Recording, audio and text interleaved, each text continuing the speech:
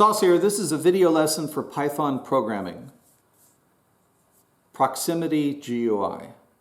GUI stands for Graphic User Interface, which means that we're programming to allow the user to click on-screen graphic buttons and then have that clicking affect something on screen. This code file was previously, or we're starting with, interval GUI as a stub. We're going to take a look at what we accomplished in the interval GUI lesson and then convert it to proximity GUI. Running the interval GUI, we can see that we have a screen with 4 on-screen buttons. They're blue squares. We have a green square that we can move around by interacting with those buttons. Clicking on a button makes the animation turn on in the corresponding direction, and we have to click a second time in order to turn that motion off. That's a toggle algorithm. Toggle on, toggle off, and we can go in 2 directions at once. This is an interval GUI method because the shape of our buttons are rectangles. The dimensions are the same, so we can call these squares. The intervals come in, and when I am testing, when I click on the mouse button, I'm testing whether the location of the mouse, the hotspot of the mouse, which is a pixel location, is within one of these buttons. The buttons have a horizontal interval between the left and right sides, and it has a vertical interval between the top and the bottom. And if the mouse location is within these 2 intervals, both X and Y location intervals at the same time, then the mouse button must be inside of the rectangular square that we can see. And so clicking within that button space would then make the button active. Now we're going to change the GUI process to interact with those buttons in a slightly different way. But we need to take a look at the code that we prepared in order to accomplish what we have so far, and then making the changes to change it into proximity GUI will be relatively simple. So looking at our code for how we accomplished interval interaction, we have 2 classes, one for the on-screen square that we move around, call that class object, and another class for creating buttons. We made 4 instances of our buttons. The attribute for a button is name, which is also a description of what it affects. So the button with the name of left is the one that will affect leftward motion or animation. We have a location, which is when the buttons are rectangular, the X and Y location of the top left corner of that button. The size is the width and height when they're rectangular. Color and active. Active is a Boolean attribute.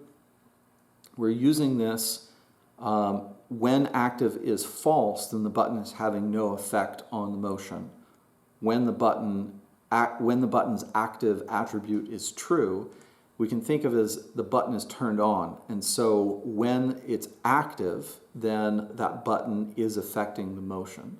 So the user interacting with the button is a process of the user clicking, determining if that click was within the location of a button, or from the user's perspective, clicking on top of a button, and the location takes into account the size of the button. And if that location is on top of a button, then the active Boolean turns true. Then we look through all the buttons that might have an active attribute equal to true and determine then how we're going to affect motion based on which buttons are active. And then once we know what buttons or what kind of motion we are getting from our active buttons, then we change the location of our object based on the movement that has been detected. So I'm going to repeat that process, but look at the code that accomplishes those 4 essential steps. The steps begin with, or that process begins with, detecting in the event queue if the user has pressed the button. So we're going to skip down to our event queue, which is at the bottom of our frame loop. Along the way, we can see parts of the code where we made our single object and our 4 buttons. The beginning of our frame loop, which will include code blocks for the other steps. But this begins with, at the bottom of the frame loop, detecting a mouse down button or a mouse button down event. Specifically, if the button number is 1, which is the left mouse button, then we assigned this Boolean called left click to be equal to true. That's it as far as detecting a click from the user. So if there has been a click from the user anywhere on the screen with the left mouse button, then this left click Boolean is assigned true. We then go up to the top of our frame loop for the second step in this process. If left click is equal to true, if last frame the user clicked, then we immediately turn that Boolean false, so we only do this process once per single click from the user. And that process is iterating through all of our buttons. There are 4, one for each of the 4 main directions. And we do some complicated math. We have 2 conditions here, which are quite sophisticated, and it took some time to reason about these conditions. But these conditions are essentially detecting if that mouse click is greater than the left side of a button, less than the right side of the button, greater than the top of the button, and less than the bottom of the button. So if that positioning, if all 4 parts of that positioning is true, then it must be the mouse location when there was a click must be inside of the button. These conditions take care of that math, and if it's true, then the active attribute of the button that we're currently looking at, we have to look at all 4 to determine if any of them have been interacted with, then the active attribute is signed to be true. We can think that this here turns buttons on or off if we think of this Boolean as being on when true and off when false. After we've gone through that process, then we get to our third step. Our third step is accomplished in this code block. We iterate through all of our buttons again, and we look to see if any of them have an active attribute of true. In other words, we're looking for buttons that are on. If they are, then we turn that active attribute false so that we can go through this process again in case the button's active attribute was not going to affect motion in the future frames. So we're only doing this motion algorithm every single frame, and we're rechecking and repeating this process every frame to see if motion continues or stops. But then if we did have an active attribute of true, we then have a code block which looks at all of the names, because there are 4 different buttons, each with a different name. And this code block distinguishes which motion we're going to get from that button that's on. If the button name was left, then the step left Boolean is going to be toggled. So this line of code, like the other lines for each direction, and there are 4, are toggling a Boolean true or false, on or off, which then will affect the kind of motion that we're going to use to change the position of our object. So button names become Booleans that are turned on or off to affect the motion. Once we have our Booleans, there are 4, then we get to our 4th step in this process. We have 2 algorithms to accomplish motion. One was the stepping algorithm, which the code for this still exists. But the code that we're affecting based on these Booleans of step left, step right, step up, and step down, if true, then change the position attributes of the object that is being moved by adding or subtracting which direction we're going, and of course the math that is involved with how much we change those positions include the speed attribute, timing to base this on real world time so it's proportional and the movement is uniform on different CPU speeds, and we have a sprint factor because we've also coded for being able to hold the shift key down to get faster motion. Now, once we change the actual position attributes, which locates our object, then this movement process has been concluded. And it will repeat each frame to see if motion continues. Now, that was interval testing. We can convert to proximity testing very simply by changing just two parts of this entire process. One is we're going to make the button shapes circles instead of rectangles or squares. And then the detection is the only thing that we'll need to change, that second step. Because the detection for interacting with a circular shape is going to need to be different than the mouse button interacting with a rectangular or square shape. That detection is going to be a different code that's been commented out, but the remaining steps will remain the same. The first thing that we're going to do to make this change is we're going to change our buttons to be circles. In the frame loop before the event queue, which is at the bottom, the drawing of each button is accomplished here, and we drew them as rectangles. I'm going to comment out that section and uncomment what I've prepared to draw them as circles. A change in function that is used to represent these buttons as shapes. Now, I can see the change immediately.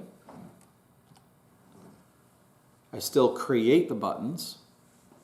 I'm simply using their attributes in a different way for a different shape. But in doing so, the size is now the radius, and that's too large for these buttons. They're overlapping each other. So with this shape, I need to take their size down, and I've programmed dynamically by making the attributes of the button dependent on some constants that I've declared here. One is button size. So if I have that to 40, then when I create the buttons, they'll be smaller, or the circle form of the button will be smaller, and it'll make more sense. Now I can interact with one button at a time. Okay?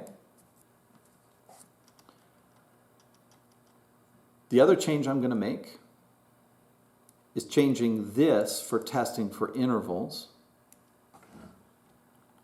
by commenting it out and uncommenting something that I've already coded for. So let me explain this new way of detecting whether the mouse location is on top of a button. First, we recall that we're only going to do this when a left click has been detected. And then we're going to immediately turn that Boolean false so that we're only doing this once per click. I still iterate through all of the buttons. But for each button now, I have different math that I'm doing to determine whether the mouse location at the moment of a click is on top of a button. This strategy is calling a function that I have written and included in my code called find distance. So the math is accomplished with this find distance function that we're going to take a look at in just a moment. But notice what the find distance takes. the mouse location, which is a tuple of 2, it's an x and y coordinate, and the button's location. Now for a circle, when a button is a circle in shape, this button location is the location of the center of the circle, not the top left corner of something like a rectangle or square. So I'm sending 2 tuples of 2 locations, 2 points on the screen. One is the mouse location, and one is the center of the button. Now we're iterating through the buttons, so we're going to be doing this 4 times, 1 for each button. We need to detect whether any of the buttons have been clicked on, 1 at a time. The find distance function has been defined outside of the function that runs our program called hello. It's been commented out. We'll introduce it by uncommenting. This is the find distance function that takes those 2 points. The function calls them point B and point M. Here's a visualization of our strategy of what this math is going to accomplish. Imagine that we have our 4 buttons, and each of them have a center right in the middle. Imagine that we have a mouse location which could be anywhere. But for this diagram, the mouse location is a little bit outside of the top button. Now this algorithm is the Pythagorean Theorem. The Pythagorean Theorem is finding the distance between these 2 points, as if it's the hypotenuse of a right triangle where we have the legs of this triangle just be the horizontal change and the vertical change. So this algorithm, the Pythagorean Theorem, is going to find the distance between the center of the button and the mouse location. And it'll return that distance. Now the math is fairly simple. We have the horizontal change and the vertical change based on the points. And then we square them and add them together. And finally solve for the hypotenuse, or the distance between the points, by taking the square root, or the half power of what we had just prepared. That'll be the distance between those 2 points, and that's returned. Where is it returned? To the place that we are trying to find if there's some interactivity between the mouse click location and the button. So that distance was returned from the find distance function and assigned to be this variable distance. Now that we have that distance, we check. We check whether the distance is less than or equal to the size of the button. Because if this mouse cursor is not going to interact with the button, it means that the distance between these that we just found is greater than the radius of the button, which we call the size attribute. If the mouse cursor is going to be inside the button, then the distance between the cursor and the center of the button is going to be less than the radius or the size of the button, so it'll be inside. That logic again is this. If we find the distance between the mouse cursor and the center of the button, and that distance is greater than the size of the button, then we can't be clicking on the button, we're too far away. If that distance is less than the radius or the size of the button, we must be inside the button. And so we've interacted with it. So if this condition is true, then we just found that a click happened to be inside the current button that we're iterating with. And we change that button's active Boolean to be true. In other words, just like before, we turn that button on. And then we proceed to the other steps. We check to see if there are any buttons turned on. If they are, then we determine which of the button they are by looking at the name. And for all buttons that are on, we assign the movement Boolean, the appropriate movement Boolean to be true or false based on the name of the button, which button is on. And once those movement Booleans are turned on, then we check them and use them to change the location of the object, therefore finally accomplishing moving the object that we see on screen. Now that we have made those changes, let's see the result. We have circular buttons. If I click inside of one, it turns on it toggles the appropriate movement. Now here is the difference to the user's perspective between proximity detection and interval detection. These buttons are circular, so I could be very close to a button and click, but it won't turn on the motion. The difference is if this button was a square, then clicking here would turn it on, because a square would include that bit of area that is the corners with the circular shape does not include. I can click between these two buttons and not have it detected. I have to click within or very close to the edge of the button to get the appropriate motion.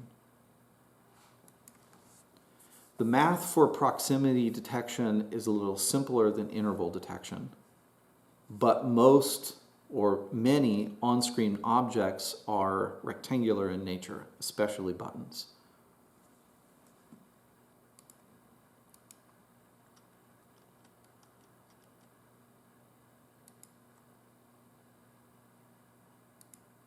Now you. You have seen how to affect a response when the user clicks within a proximity of something drawn on the screen. Like the last lesson, add an additional button to this code that acts like a pause button, and have that button be circular. Have fun.